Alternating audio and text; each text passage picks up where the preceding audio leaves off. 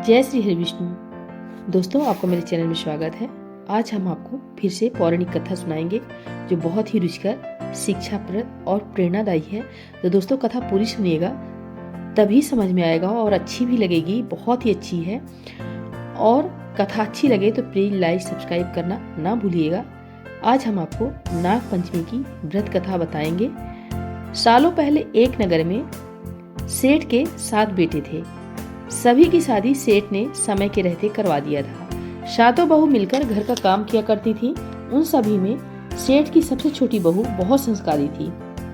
एक दिन काम करते हुए घर की बड़ी बहू ने अपनी देवरानियों से कहा कि घर को लीपने के लिए पीली मिट्टी नहीं है, जंगल जाकर मिट्टी लानी होगी। जेठानी के ऐसा कहते ही सभी उसके साथ घर लीपने के लिए मिट्टी लाने के लिए निकल गए। सभी खुरपी से मिट्टी निकाल ही रहे थे कि तभी सबसे बड़ी वाली बहू को एक नाग नजर आया।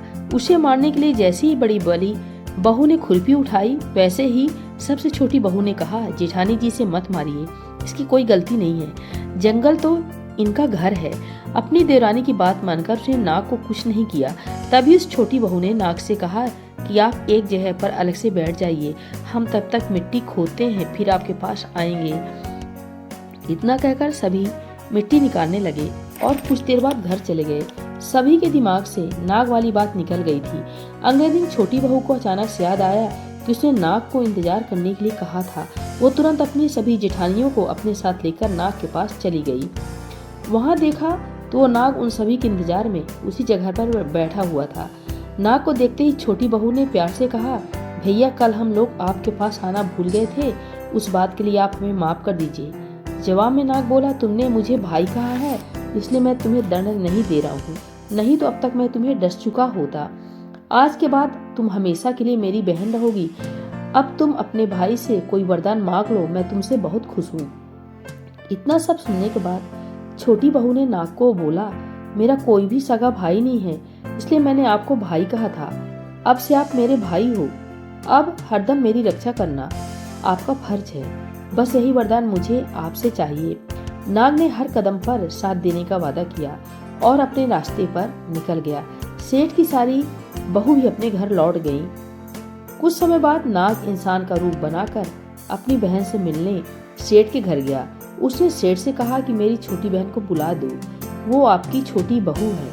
पहले तो उनके मन में हुआ कि बहू का कोई भाई नहीं है, ये कहाँ से आ गया। फिर भी उन्होंने अपनी छोटी बहू को बाहर बुलाया।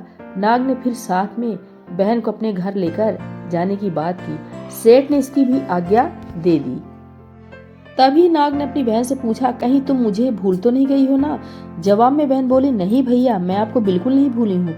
फिर नाग ने कहा, मैं तुम्हें अपने घर लेकर जा रहा हूँ, तुम मेरी पूंछ पकड़कर चलती रहना। उसकी बहन ने वैसा ही किया। कुछ ही देर बाद वो एक बड़े से मकान में पहुंच गए। वहाँ हर तरफ सोना चांदी और अन्य कीमती सामान थे। वहाँ नाग की बहन आराम से कुछ दिनों के लिए रहने लगी। नाग की माँ भी उसे बहुत प्यार करती थी। एक दिन नाग की माँ ने छोटी बहू को अपने भाई के लिए दूध लेकर जाने के लिए कहा। छोटी बहू ने दूध को गर्म किया और भाई को पीने के लिए दे दिया। अब गर्म दूध पीते ही नाग का मुंह जलने लगा। ये सब देखकर नाग की माँ को खूब गुस्सा आया। नाग ने किसी तरह से अपनी माँ के गुस्से को शांत किया और बताया कि उसकी बहन को नहीं पता कि मैं गर्म दूध नहीं पी सकता हूँ। अब नाग के परिवार के साथ कुछ समय बिताने के बाद सेठ की छोटी बहू अपने घर जाने लगी। नाग ने अपनी बहन को खूब सारी दौलत और आभूषण देकर विदा किया। बहू के साथ घर में इतना सारा धन आते देख सेठ और उसकी जेठानियां हैरान हो गईं।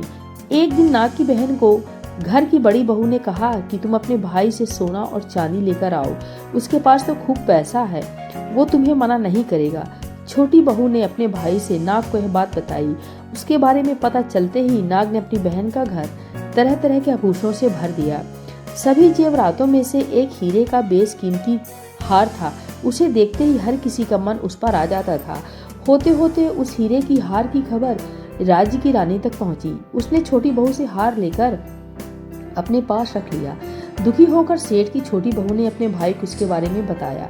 गुस्से में उसके नाग भाई ने रानी के गले के हीरे के हार को नाग बना दिया। इससे डरकर रानी ने एकदम हार को अपने गले से उतारा और सेठ की छोटी बहू को महल बुलवाया। उसके महल पहुंचते ही रानी ने छोटी बहू को बताया कि कैसे हार उसके गले में नाग बन गया था और इससे उसकी वजह पूछने लगी। तब सेठ की छोटी बहू ने बताया कि नाग भाई ने यह हार सिर्फ मुझे पहनने के लिए दिया है। इसे कोई दूसरा इंसान गले में डालेगा तो वह तुरंत सांप बन जाएगा। इस बात को सही साबित करने के लिए रानी ने सेठ की छोटी बहू को सांप बन चुके हार को पहनने के लिए कहा। छोटी बहू ने जैसे ही नाग बने हार को गले में डाला तो दोबारा हीरे के हार में बदल गया।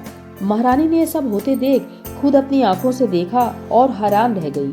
अब उसे सेठ की छोटी बहू की बात पर यकीन हो गया।